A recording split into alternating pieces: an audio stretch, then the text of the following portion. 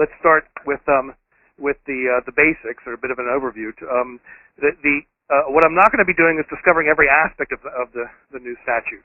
Particularly, I will not be talking about requirements that instruct FDA to perform studies or coordinate with other federal agencies. We talk a little bit about that just because it matters as to how FDA will implement. But we'll focus on the aspects that will have effect on the industry directly, either through new responsibilities for industry or new powers for FDA. I want to start talking about those aspects that relate to the food industry generally. Then we'll turn, as I mentioned, to importers, and then work within the categories as I described. Basics here. This statute was originally known as Senate Bill 510. It had a long, sort of roundabout way to becoming a law in the United States. Eventually, President Obama signed FSMA into law on January 4, 2011. It specifically concerns food. Therefore, it affects dietary supplements, canned foods, fresh produce, food ingredients, food additives, both direct and indirect, pet food, basically everything used as food by man or other animals.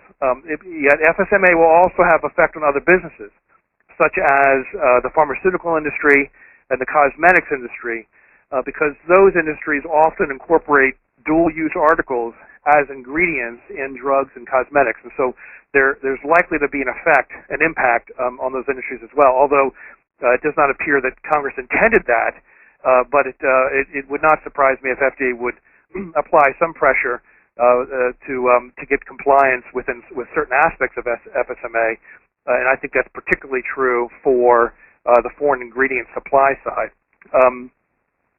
A major defect, I think, in the FSMA is, particularly from a regulatory policy point of view, is that there's no funding.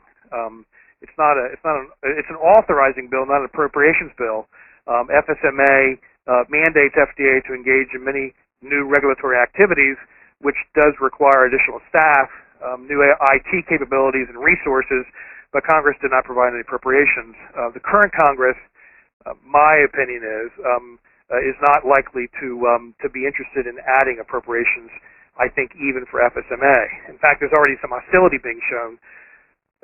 Representative Jack Kingston of Georgia, who's now the chair of the House Appropriations Subcommittee that covers FDA appropriations, stated, and I quote, "No one wants anybody to get sick, and we should always strive to make sure food is safe, but the case for a $1.4 billion expenditure isn't there." And this is a quote from Jack Kingston, who was then the ranking member on House Appropes for FDA, now as the chair of that subcommittee. So that gives us some sense with respect to some potential hostility here. The idea as to whether we think we can actually get anywhere.